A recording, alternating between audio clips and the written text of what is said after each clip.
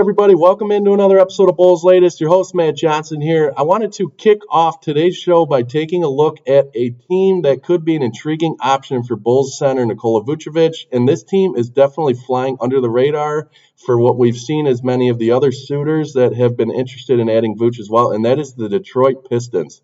Detroit would value an experienced stretch five of Vucevic's skill set most definitely.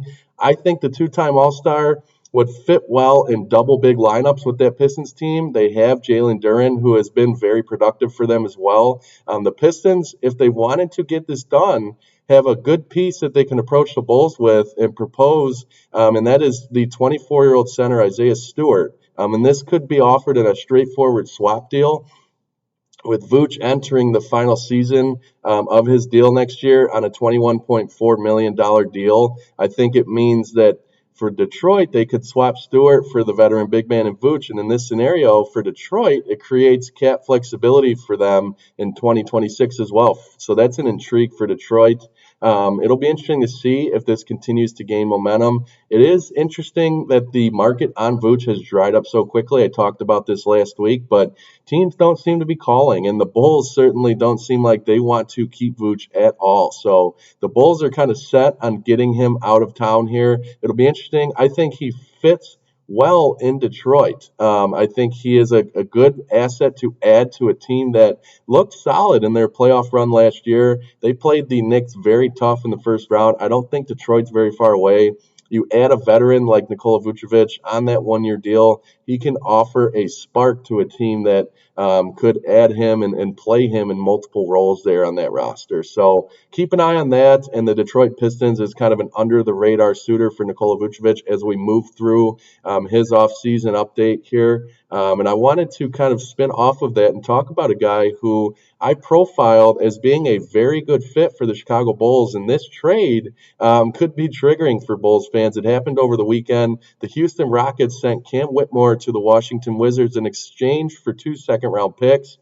This is a transaction that was surely triggering for a lot of Bulls fans. Not too long ago, it was reported that the Bulls were very interested in Whitmore.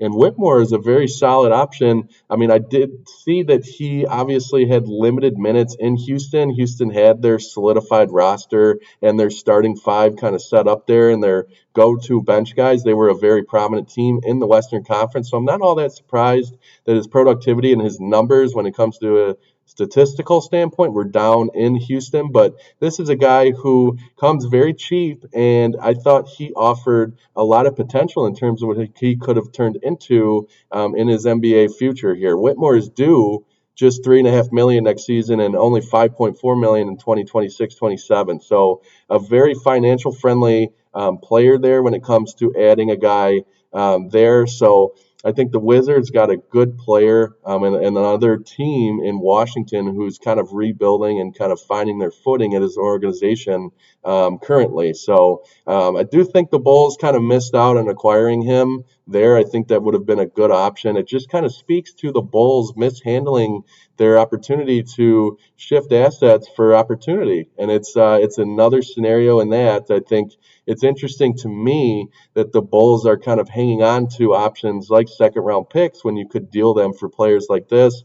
And then you go and make a move like moving Lonzo Ball for Isaac Okoro, who is much more expensive in terms of what he's due to be paid over the next 2 seasons now than a guy like Cam Whitmore. So I think it's something to note there. I know there were a lot of displeasure that was expressed by Bulls fans in terms of Whitmore being flipped to Washington there for just those 2 second-round picks. And I mean, when you look at the financial discrepancy there, Okoro's due $22.8 million over the next 2 seasons. That's a lot of money. I do have a lot of hope for Okoro. I think he's a promising young player. He was obviously, as we talked about, the 5th overall pick in the 2020 draft. So he had a lot of high expectations, has not panned out to that.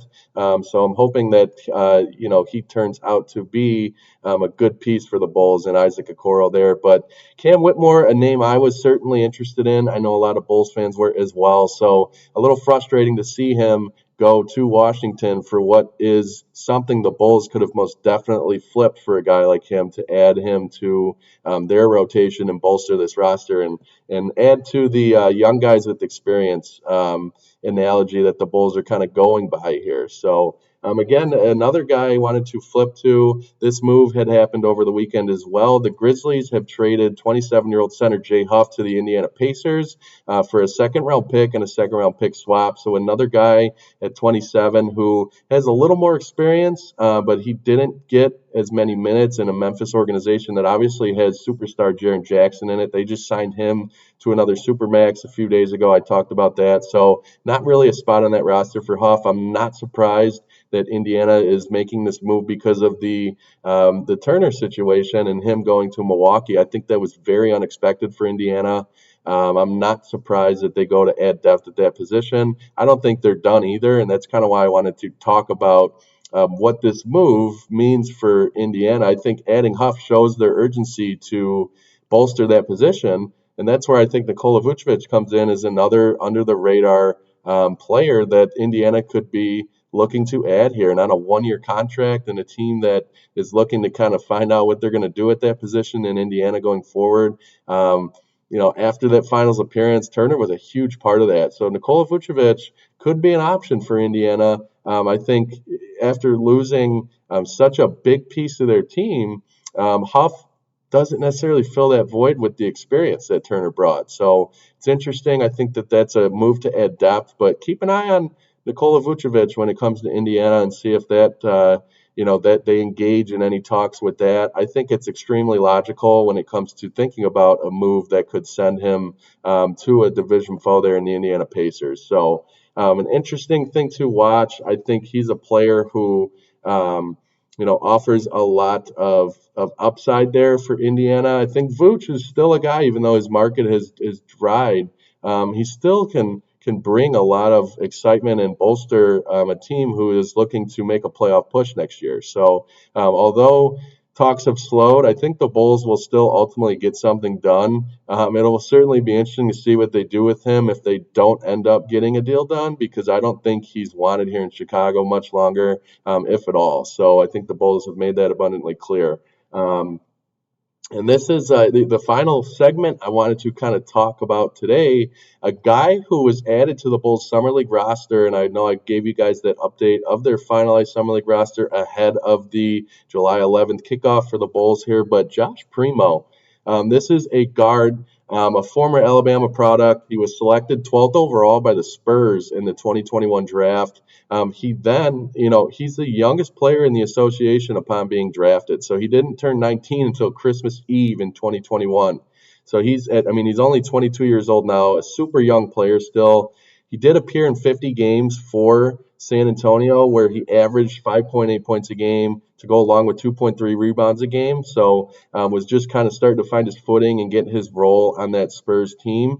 He did find an elevated role in the 2022-23 season, in which he played 23 and a half minutes a game before being waived mere days into the regular season. There was a serious off-the-court matter that took place with him, and it's unfortunate, but just a year after being drafted, he was finally looking promising for San Antonio. He did have a former Spurs team psychologist sue him.